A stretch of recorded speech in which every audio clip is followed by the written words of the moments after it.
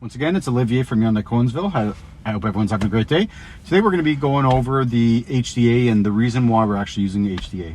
Similar to LKA, which is your lane keep assist, HDA, what it's actually going to do, it's going to obviously correct your lanes, making sure you stay in the lanes, but most importantly, it's going to give you that adaptiveness on the auto routes, such as in the US interstates and on the Canadian standard highways. It's going to keep a good distance from the vehicle that's in front of you, followed with capabilities of having stop and go technology even on the Highway Act. So phenomenal to be using. I actually use it in my own personal vehicle and absolutely wouldn't recommend anyone looking otherwise than this technology. Proceeding with the HDA, I'm actually going to show each individual how to actually activate it in your vehicle. A lot of the vehicles actually have this, but we are currently in a 2020 Ioniq EV, phenomenal vehicle, and I'm going to show you how to do so. What we want to make sure is that we go into the menu key of your vehicle. So where it says user setting, under driver assistance, you're going to hit the OK button by the center console. SCC reaction is your smart cruise control. It's typically on normal, but I always personally have on the fast. I want to have a really fast reaction to smart cruise control. Under driving assist, if I toggle down and hit the OK button, this is where you're basically going to be indicating the LFA and also the HDA, the lane following assist. Make sure that it's in the on position, followed by the highway driving assist is also in the on position. So these are the three steps that you need to do to apply to make sure it applies to your vehicle. Keep in mind the three scenarios under these circumstances with the HDA is you do need to be on a major highway in the US and in Canada. You have to have all these things set up in your vehicle, and most importantly that the speed cannot exceed more than 145 kilometers an hour. If all of these steps are done properly, your HDA will be in practice and in use at all times.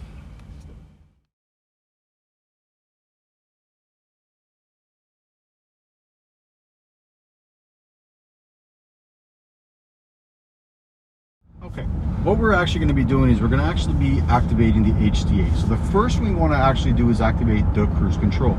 So followed by our previous steps when we've activated the menu, what I always suggest to actually review it is you hit your menu key, and we'll obviously safe do and drive so, and we're going to be going into the bar where it has the three bars. So we want to activate the smart cruise control. So the first thing we want to do is actually push the cruise button. Once the cruise is activated, as you can see, it's a white symbol in the center of my dash right now. I get to my desired speed if need be on a safe condition, making sure you're looking at all your blind spots. And at this point, what we want to do is we want to advise the vehicle that it's changed from SCC or cruise now to HDA. So it basically wants us to stay in that HDA format. So I'm going to pretend that I want to drive at 104 kilometers an hour. So 4 kilometers more than the actual speed limit. So as you can see right now, my smart cruise control is on.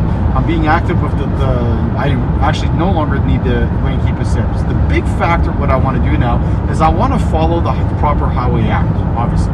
So what I want to do is I want to change my set speed to 100 even, because the speed limit is 100. So what I'm going to do is on my buttons here, I'm going to set it to 100. And now, as you can see now that it says HDI, the auto, and everything's turned green.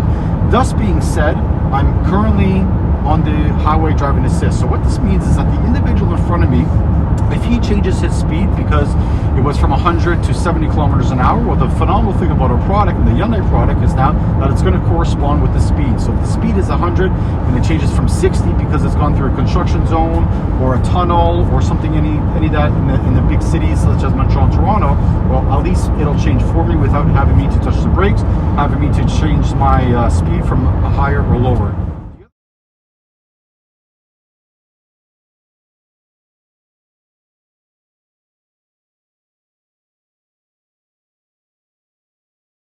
Okay, one thing I'm going to explain is the big difference between your HDA, the highway driving assist, and the LKA, which is your lane keep assist.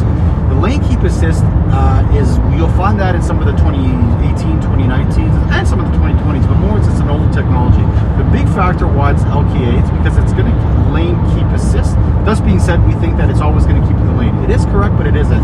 The big difference is that, for example, if I didn't have the highway driving assisting or the steering assist, basically if I would pass the line as I'm doing so now, I would hear a beep, beep, beep, beep, beep, beep, and then it would try to correct me.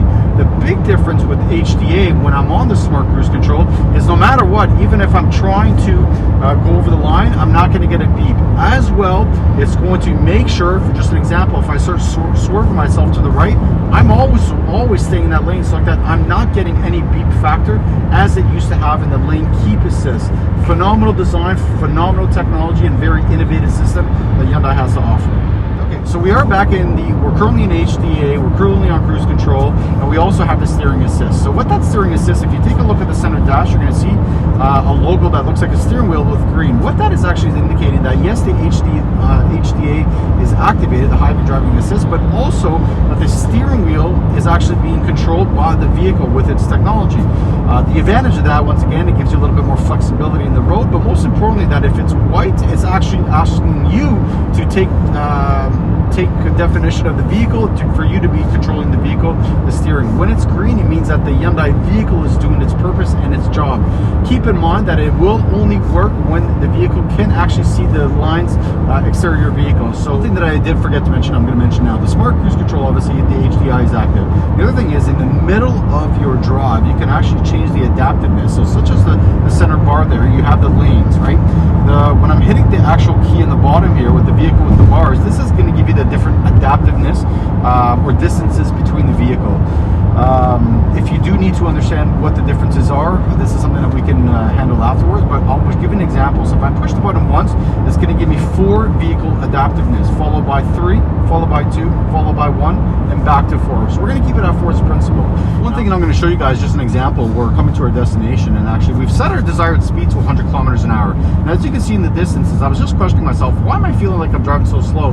The reason being is that adaptiveness. So basically I'm going to change the adaptiveness to now 1 vehicle space. So as you can see now, I've progressed my speed. I'm starting to get a lot faster, 82, etc., etc. But no matter what, it's still giving me the distances that I need between myself, my clients, my family, and the vehicle in front to make sure that there is never an obstruction from the vehicle in front. Just an example, if the Buick in front of me have for one reason or another slammed the brakes, well, my vehicle is going to ensure that it's giving that regenerated braking to keep the kickback and making sure that I'm not going to end up in an accident.